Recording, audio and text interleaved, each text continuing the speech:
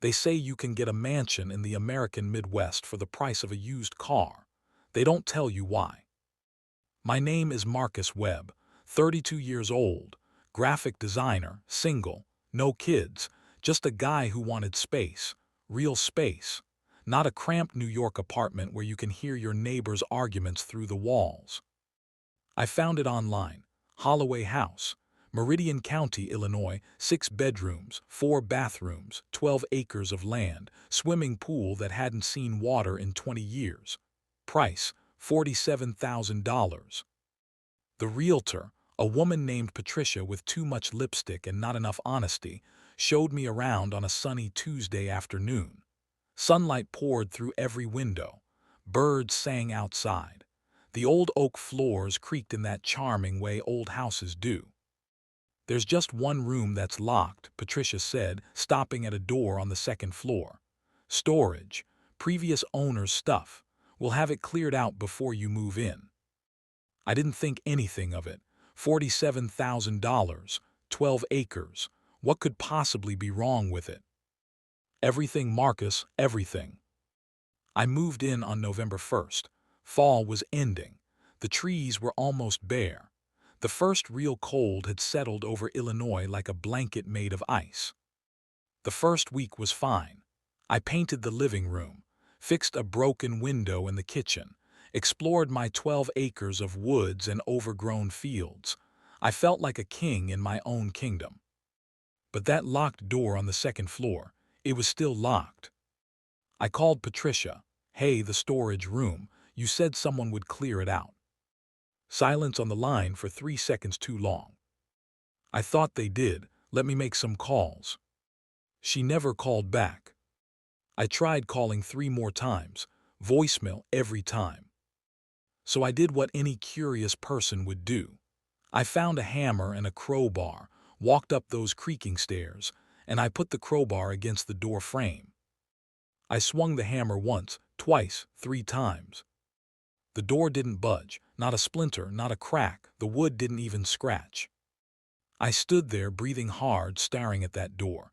It was just wood, old wood, but my crowbar hadn't left a single mark. That night I heard the first noise. Tab, tab, tab. Coming from behind that door. I started asking questions.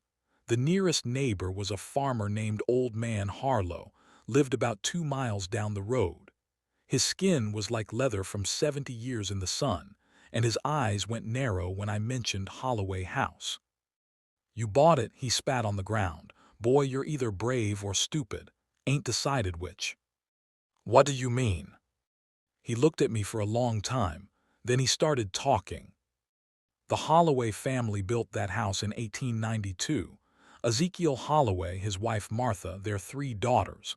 Ezekiel was a successful merchant, rich, respected, until the winter of 1898. That winter Martha disappeared, just gone. Ezekiel told people she'd gone to visit family in Ohio, but no one saw her leave. No one saw her at the train station. Then the daughters started disappearing. One in 1899, one in 1900, the last one in 1901. Ezekiel lived alone after that, died in 1910. They found his body in the upstairs bedroom, the one with the locked door. He'd been dead for 3 weeks. Every family since, Harlow said, every single one that moved in, they all had the same problem. That door, you can't open it, you can't break it down, and at night you hear things. What kind of things? Tapping, scratching, sometimes crying, sometimes laughing. I laughed, I actually laughed. "Mr. Harlow, I don't believe in ghosts." He looked at me with those old, tired eyes. "Ghosts don't care if you believe in them, boy. They do what they do." I went home that night and stood in front of the door again. I put my ear against the wood. Nothing.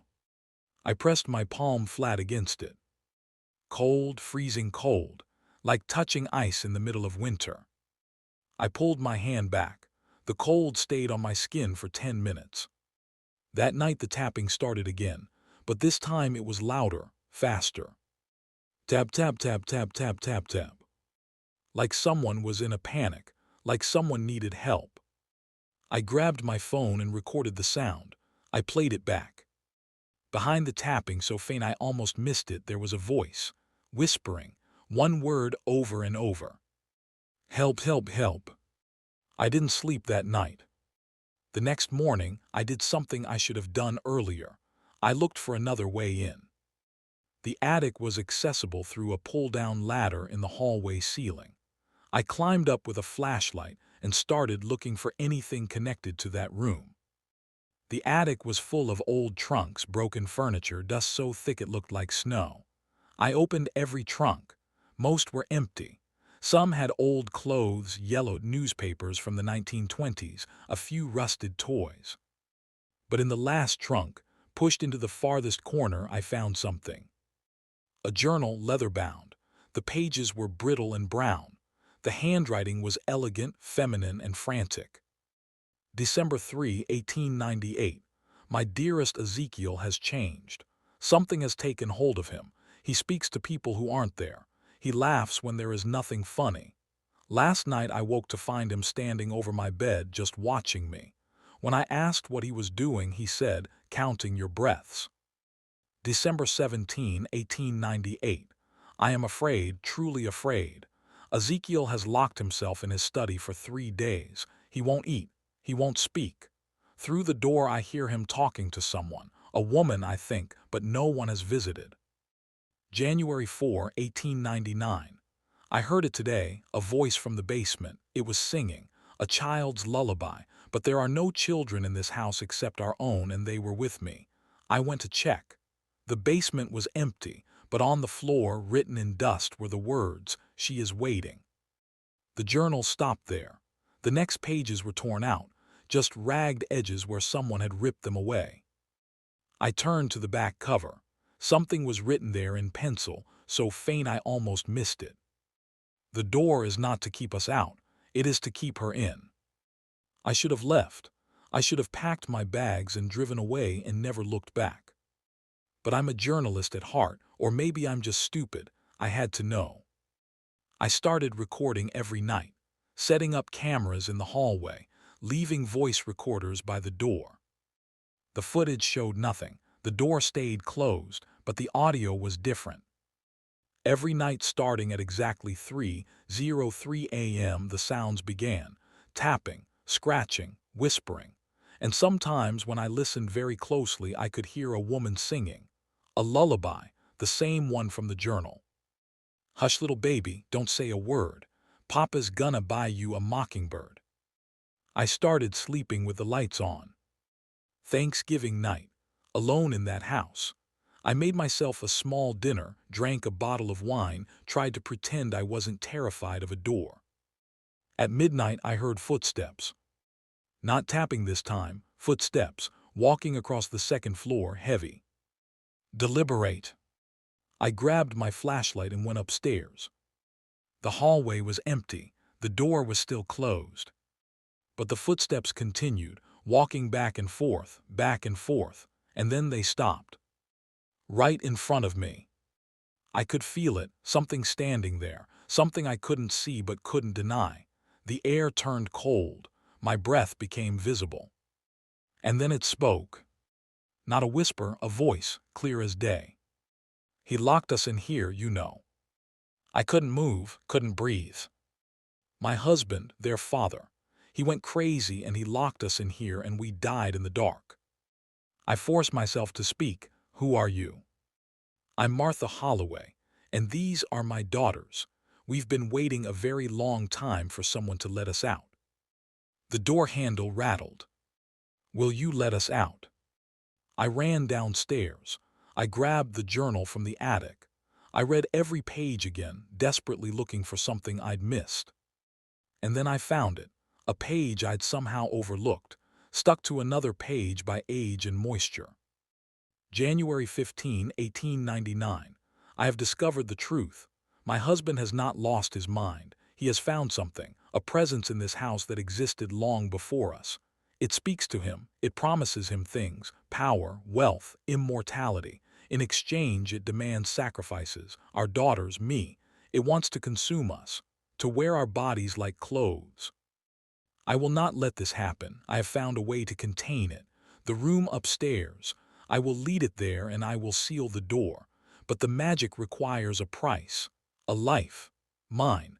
I will give myself to that room and I will keep it trapped inside me forever. My daughters will be safe. That is all that matters. The last entry was dated January 16, 1899.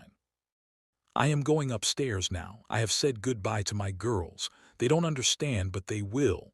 When I am gone, my husband will tell them I ran away. Let him.